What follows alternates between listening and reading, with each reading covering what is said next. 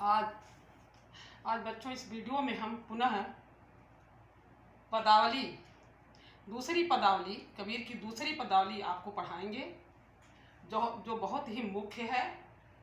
इसके पहले वीडियो में हमने पहली पदावली पढ़ाई है, उससे संबंधित प्रश्न बताया है। अब हम जो दूसरी पदावली मुख्य है इनकी वो हम पढ़ने जा रहे हैं। सब लोग किताब अपनी अपनी खोल लीजिए और खोल करके रखिए, तभी समझ में आएगा। संतो भाई आई ज्ञान की आंधी रे, संतो भाई आई ज्ञान की आंधी रे, भ्रम की टाटी सब उड़ाड़ी माया रहे न बांधी रे, भ्रम की टाटी सब उड़ाड़ी माया रहे न बांधी रे, दुचिते की दोई थूनी गिरानी मोह बलिंडा टूटा, कृष्णा छानी परी घर ऊपर कुबुद्धि का भांडा फूटा, जोग जुगति कर संतो बांधो, जोग जुगति कर संतो बांधी निरचुचुए ना पाड़ी, कूड़ कपट काया कानिक हर की गति जब जानी, आंधी पीछे जो जल बूठा प्रेम हरि जन भीना, कहें कबीर ज्ञान भान के प्रगटे, कहें कबीर भान के प्रगटे, उदित भया तम सीना। बहुत सुंदर इसमें भाव है। इसमें सांग रूपक अलंकार है और कबीर ने इस पदावली में आंधी झोपड़ी आंधी और वर्षा के रूपक के द्वारा यह बताया है कि जब ज्ञान का बोध हो, जीवात्मा को जब ज्ञान का बोध होता है तो अज्ञान जनित जितने भी विकार हैं, माया मोह जितने भी विकार हैं, सब नष्ट हो जाते हैं, मन निर्मल हो जाता है और भक्ति का अधिकारी बनता है। इस तथ्य को उन्होंने झोपड़ी आंधी और वर्षा के रूपक के द्वारा बहुत ही सुंदर और सहज ढंग से व्यक्त किया।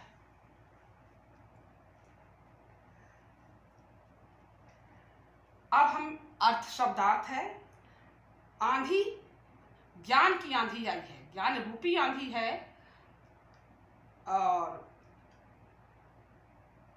टाटी माने टाट पर्दा, माया रहे न बांधी रे, माया मोह से है। दुचिते, चित्त की दो अवस्थाएं होती हैं, एक बाह्याचार और दूसरा विषयासक्ति। थूनी माने खंभे, छप्पर जो झोपड़ी बनाई जाती है तो उसको ऊपर उठाए रखने के लिए दो मोटे मोटे तने के रूप में, बहुत मोटे नहीं होते हैं, वो लगाए जाते हैं ताकि उसी पर झोपड़ी टिकी रहती है। उसी को थूनी खंभा कहा गया है। और बलिंडा मतलब बल्ली, जो मुख्य बल्ली, बीचों बीच में जो मुख्य बल्ली वो सबसे मोटी होती है, वो छप्पर को उठाए रहती है, वो बीच में लगती है। सहतीर कहते हैं उसको, सहतीर भी कहते हैं। तृष्णा मतलब प्यास, अर्थात सांसारिक प्यास। कुबुद्धि दुर्बुद्धि, भांडा मतलब बर्तन। छानी माने छप्पर। जोग जुगत, जुगत माने उपाय, जोग माने योग साधना के उपाय द्वारा। नीरज माने जो चुभे नहीं। पानी मतलब पानी। कूड़ कपट, कूड़ा करकट, अर्थात कपट रूपी कूड़ा करकट। काया मतलब शरीर। गति माने दशा। ज्ञान, जानी मतलब जानना। बूठा माने वर्षा। भीना माने भीग गए। हरिजन, हरिभक्त। भान माने सूर्य, तो यहाँ ज्ञान रूपी सूर्य से मतलब है। तम माने अंधकार, अज्ञान जनित अंधकार। सीना माने क्षीण हो गया, समाप्त हो गया। अब हम व्याख्या चलते हैं। संतो भाई आई ज्ञान की आंधी रे। कबीर दास ने इस पदावली में ये बताया है जब जीवात्मा के हृदय में ज्ञान का उदय होता है तो सारा अज्ञान, जितने भी अज्ञान है वह सब दूर हो जाता है, मन पूर्णतः परिशुद्ध हो जाता है। तो संतों को संबोधित करते हुए कबीर दास जी कहते हैं कि हे संतों, अब ज्ञान की आंधी आ गई है और ज्ञान की आंधी आने से भ्रम की टाटी सबे उड़ाड़ी। भ्रम रूपी जो टाट था, पर्दा था, वह उड़ाड़ी अर्थात उड़ गया, अर्थात भ्रम समाप्त हो गया। माया रहन बांधी रे, और वह टाट पर्दा जिस रस्सी से बंधा था वह माया की रस्सी थी, वह माया रूपी रस्सी थी, अर्थात अपने पराये का भाव भी समाप्त हो गया। माया क्या है? अपने पराये का भाव जो उत्पन्न करती है वह माया भी समाप्त हो गई। माया किसका प्रतीक है? रस्सी का। कहते हैं माया रहन बांध, उस पर्दे को, उस टाट को जो जिससे वह बंधा हुआ था वह माया का था, अर्थात अपने पराये का भाव था। वह रस्सी भी छिन्न भिन्न हो गई, टूट गई। दुचिते की दोई थूनी गिरानी, मोह बलिंडा टूटा। और उस झोपड़ी को ऊपर उठाए रखने में जो संदेह के जो दो खंभे लगे, थूनी मतलब खंभे, झोपड़ी को ऊपर उठाए रखने में जो संदेह के दो खंभे लगे थे, वह खंभे भी आंधी के वेग से, ज्ञान की आंधी के वेग से गिर गए। वे खंभे किसके प्रतीक थे? चित्त की दो अवस्थाएं हैं, जो विषयासक्ति और बाह्यासक्ति। कर्मकांड, बाहरी कर्मकांड के जो दो खंभे थे, संदेह के जो खंभे थे, वो किसके किसके खंभे थे? एक बाहरी कर्मकांड थे और एक विषयासक्ति की थी। वे दोनों खंभे भी आंधी की वेग से गिर गए और मोह बलिंडा टूटा, अर्थात और जो मुख्य बल्ली थी, जो बीचों बीच में छप्पर को के बीचों बीच में जो मुख्य बल्ली लगी थी, वह मोह की थी, वह बल्ली भी टूट गई, सहतीर भी टूट गया। और मोह रूपी मुख्य बल्ली के टूटने से वह छप्पर किसका प्रतीक है? प्यास का, कामना का। तृष्णा छानी परी घर ऊपरी, कुबुद्धि का भांडा फूटा। कहते हैं तृष्णा, प्यास रूपी जब सहतीर मुख्य बल्ली टूट गई तो छप्पर का गिरना तो स्वाभाविक है। वह तृष्णा रूपी, प्यास रूपी छप्पर भी गिर पड़ा। और जब प्यास रूपी छप्पर गिर पड़ा तो दुर्बुद्धि रूपी जो बर्तन थे वह सब बर्तन भी टूट गए। भाई जब छप्पर गिरता तो उसके नीचे रखे हुए जितने भी सामान है टूट जाते हैं। तो यहाँ प्यास रूपी छप्पर के गिरने से जितनी दुर्बुद्धि रूपी वासनाएं थीं वह सब समाप्त हो गईं। जोग जुगति कर संतो बांधी, नीरज चुगे ना पानी। पुनः संबोधित करते संतों को कहते हैं कबीर दास जी कि हे संतों, अब तुम जो नए शरीर रूपी छप्पर का निर्माण करने जा रहे हो, जो तुम्हारा पुराना छप्पर गिर पड़ा, जो बहुत ही कमजोर था, जो माया मोह भ्रम विषयासक्ति और बाह्याचार पर जो छप्पर तुम खड़ा किए थे वह गिर पड़ा है। अब तुम्हें सचेत हो जाना है। ऐसी दशा में तुम अब ऐसे नए शरीर रूपी छप्पर का निर्माण करो जो योग साधना के उपाय द्वारा निर्मित करो। उसको योग साधना के उपाय द्वारा एक ऐसे नए शरीर रूपी छप्पर का निर्माण करो जिसमें विषय वासना रूपी, इच्छा रूपी नीरज चुबे ना पानी, जिसमें इच्छा रूपी जल कभी टपके नहीं। इतना मजबूती से उस छप्पर का निर्माण करो, अर्थात अपनी साधना को इतना मजबूत बनाओ कि उसमें इच्छाएं, सारी इच्छाएं, तुम्हारी सांसारिक इच्छाएं सब समाप्त हो जाए, अर्थात इच्छा रूपी जल नीरज चुबे ना पाओ, इसमें इच्छा रूपी जल कभी टपके नहीं। कूड़ कपट काया का निष्ठा हर की गति जब जानी। कहते हैं जैसे ही जीवात्मा को ज्ञान का बोध हुआ, हर की गति को जब उसने जाना, हर की दशा के बारे में जाना, प्रभु की जानकारी जब उसे हुई, ज्ञान हुआ और ज्ञान के द्वारा उसके प्रभु के बारे में जानकारी हुई, तो उसके हृदय से कपट रूपी जो कूड़ा करकट था वह सब निकल गया।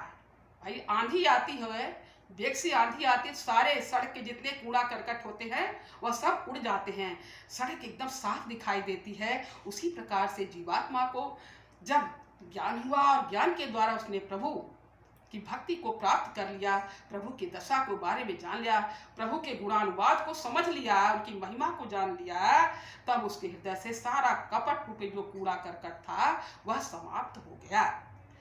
आंधी पीछे जो जल बूठा, प्रेम हरि जन भीना। कहते हैं आंधी पे है, ये देखा जाता है कि जब आंधी आती है तो पानी अवश्य बरसता है। कभी कभार ऐसा हो जाए कि न बरसे, लेकिन पानी बरसता है। तो कहते हैं आंधी पीछे जो जल बूठा, कि आंधी, ज्ञान की आंधी आने के बाद ईश्वरीय प्रेम रूपी जल की वर्षा हुई, और उस जल की वर्षा में ईश्वरीय प्रेम से जो हरि भक्त थे, हरि के जन अर्थात हरि भगवान के जो भक्त थे, उस प्रेम रूपी वर्षा में सराबोर हो गए, अर्थात उनका हृदय रोम रोम ईश्वर प्रेम से भर गया। कहे कबीर भान के प्रगटे, उदित भया तम सीना। कबीर दास जी कहते हैं कि ज्ञान रूपी सूर्य के उदय होने पर, भानु माने सूर्य, सूर्य भास्कर है, दिवाकर है, दिनकर है, भानु है, ये क्या है? ये सूर्य के पर्यायवाची हैं। तो कहते हैं कहे कबीर ज्ञान के भान के प्रगटे, कबीर दास जी कहते हैं ज्ञान रूपी सूर्य के उदित होने पर जितना भी अज्ञान जनित अंधकार था सब कमजोर पड़ गया, स्थिर हो गया, अर्थात समाप्त हो गया। अब इसकी व्याख्या ये हो गई। अब इससे संबंधित जो प्रश्न है वे इस प्रकार है। इससे संबंधित जो 5 प्रश्न आते हैं वो हम आपको उसकी तरफ आपका ध्यान आकर्षित करते हैं, और आप इसको ध्यान पूर्वक सुनिएगा, क्योंकि हो सकता है दिखाई न देता हो, तो हम बोलेंगे उसको सुनिएगा। पहला प्रश्न है, प्रस्तुत पद्यांश के कवि एवं शीर्षक का नाम लिखिए। तो प्रस्तुत पद्यांश के कवि एवं शीर्षक का नाम लिखिए। तो इसका उत्तर है प्रस्तुत पद्यांश के कवि संत कबीर एवं शीर्षक का नाम पदावली है।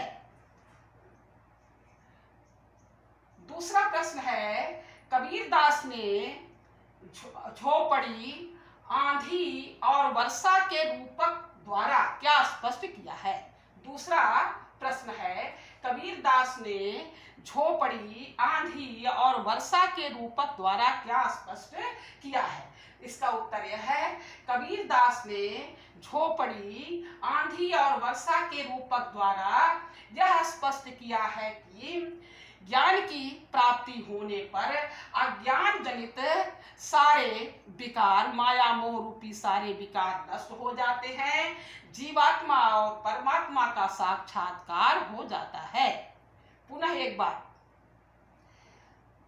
कबीर दास ने झोपड़ी, आंधी और वर्षा के रूपक द्वारा यह स्पष्ट किया है कि ज्ञान की प्राप्ति होने पर अज्ञान जनित माया मोह रूपी सारे विकार नष्ट हो जाते हैं, जीवात्मा और परमात्मा का साक्षात्कार हो जाता है।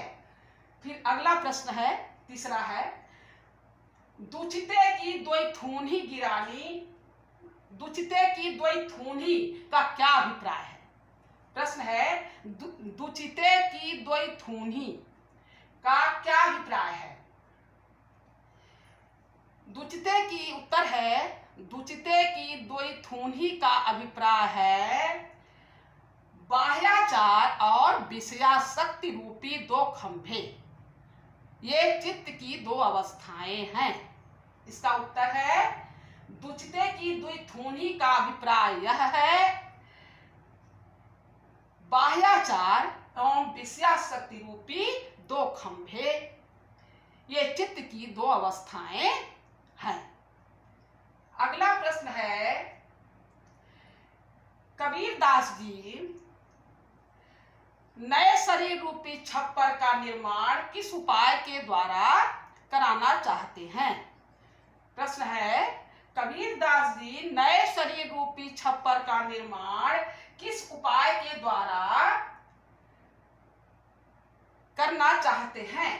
तो इसका उत्तर है कबीरदास जी नए शरीर रूपी छप्पर का निर्माण योग साधना के उपाय द्वारा करना चाहते हैं।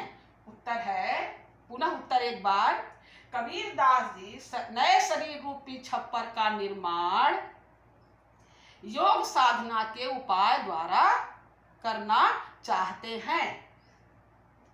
और है रेखांकित अंश की व्याख्या है, तो रेखांकित अंश की व्याख्या नीचे की 2 लाइन है, उसका अर्थ हमने आपको पढ़ा ही दिया है कि आंधी पीछे जो जल बूठा प्रेम हरिजन भीना, कहे कबीर भान के प्रगटे उदित भया तमसीना। इसकी व्याख्या आपको हमने बता दी है, इसकी व्याख्या आप लोग लिख लीजिएगा। फिर अगला प्रश्न है, प्रस्तुत पद्यांश का काव्य सौंदर्य लिखिए। अब काव्य सौंदर्य में है, इसमें प्रस्तुत पद्यांश का काव्य सौंदर्य लिखिए।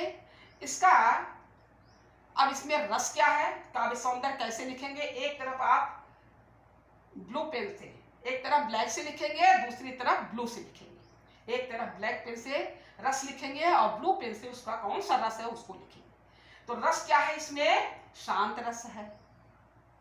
छंद क्या है? गेय छंद है। अलंकार क्या है? सांग रूपक और रूपकाति संयोक्ति अलंकार है। गुण क्या है इसमें? प्रसाद गुण है और संगीतात्मकता से युक्त है ये। शब्द शक्ति क्या है? लक्षणा शब्द शक्ति। भाषा सधुकड़ी है, शैली मुक्तक है। ये आपके काव्य सौंदर्य। पुनः एक बार हम फिर बोल देते हैं। रस में शांत रस है। छंद गेय छंद है, गेय छंद मतलब गाने योग। अलंकार में सांगरूपक और रूपकाति संयोक्ति अलंकार है। गुण में प्रसाद है। शब्द शक्ति लक्षणा है। भाषा सधुकड़ी है। शैली मुक्तक है। ये आपका पूरा हो गया है। अब इसको आप लोग अपनी कॉपी में वीडियो को देख करके और पहले व्याख्या समझिए, फिर पुनः जो प्रश्न उत्तर बताया गया है उसको अपनी कॉपी में बढ़िया नोट्स बना लीजिएगा, कर लीजिए।